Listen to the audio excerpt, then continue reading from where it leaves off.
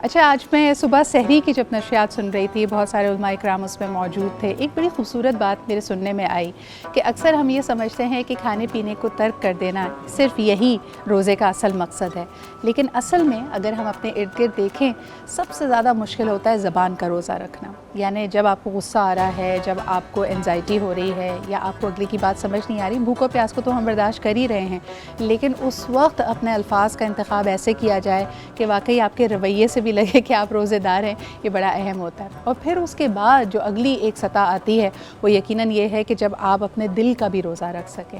यानी अगर आपके दिल में कोई अजीब सा वसवसा या ख्याल आ रहा है, कोई इस तरह भी कैफियत तारी हो रही है, किसी पर गुस्सा आ रहा है, किसी के बारे में बदगुमानी हो रही है, तो उसको भी हम साफ़ कर सकें।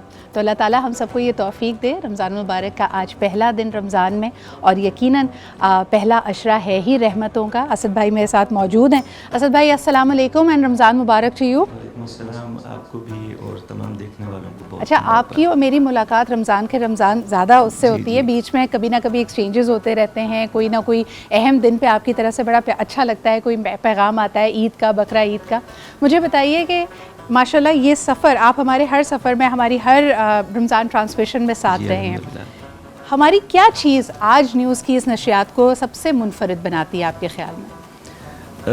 आम ट्रांसमिशन जो दूसरे चैनल्स पे मैं खुद भी करता हूँ, लेकिन इसमें इंफॉर्मेटिव जो आपको कुछ उसमें नया कुछ बताया जाए, कोई ऐसी चीज़ जो आम तौर पर ट्रांसमिशंस में एक ख़ास तौर पर जो एक पैटर्न है उसके ऊपर चलती है, लेकिन ये मुख्तसर है और मुख्तसर के साथ मालूमाती है।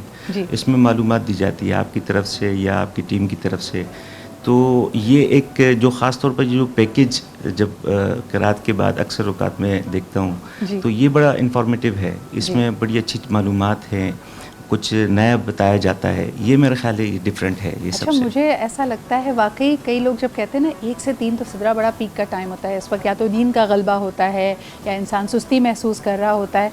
मुझे भी ये लगता है कि पर्सनली जब मैं यहाँ होती हूँ, बहुत कुछ सीखने का मौका मिलता है, बहुत कुछ जानने का मौका मिलता है, और अल्लाह ताला की हम्दो सना हो रही होती है, और यकीनन जिस तरह हम नात के खूबसूरत अशार यहाँ पे पढ़े जा रहे होते हैं, एक समा बन जाता है। और सबसे बढ़कर मैं अपने व्यूअर्स को बताऊँ कि आपका और मेरा सफ़र क्योंकि रोज़ाना का साथ है और आप मॉर्निंग शो पे मुझे देखते हैं, तो आपने देखा होगा कि 2-2.5 साल कबल मेरे पैर में बहुत शदीद चोट लगी थी और मैं बड़ा सा एक प्लास्टर के साथ मैंने शो किया। वो भी लोग कहते हैं कि पहली दफ़ा ही हमने देखा कि कोई टीवी पे प्लास्टर समेत आ गया। लेकिन मैं आपको बताऊं, उस वक्त मुझे याद है कि पिछले रमज़ान मुबारक में हम जब इसी सेट पे बैठे हुए थे, इसी यहाँ पे फ्लोर पे उलमा के साथ बैठे हुए थे, असद भाई, तो ज़िक्र हुआ इमाम हसन का, और ये बात हुई क्योंकि उनकी विलादत का दिन था, तो ये बात होने लगी कि उन्होंने पापियादा तकरीबन 25 हज अदा किए। और उनसे जब पूछा जाता था कि भाई आप इतनी मुशक्क़त क्यों करते हैं, पैदल इतना लंबा सफ़र करते हैं, तो इमाम हसन ने फरमाया कि मैं तसव्वुर में लेके आता हूँ जैसे मेरा हर कदम जो आगे बढ़ रहा है वो हौज़ कौसर पे जा रहा है, और वहाँ पे उनके नाना यानी हुज़ूर अकरम सल्लल्लाहु अलैहि वसल्लम से उनकी मुलाकात है, और ये तसव्वुर मुझे हिम्मत और ताकत देती है। यकीन करें असद भाई, जब मैंने ये सुना तो मेरी आंखों से आंसू रवा थे, क्योंकि मुझे लगा मेरा इरादा, नीयत मैंने हज की बहुत अरसे से की हुई थी। And while I was sitting over here, मैंने अल्लाह ताला से कहा कि हम बहुत खाकसार लोग हैं, बहुत गुनाहगार लोग हैं, अगर सिर्फ़ और सिर्फ इतनी हिम्मत और ताकत दे।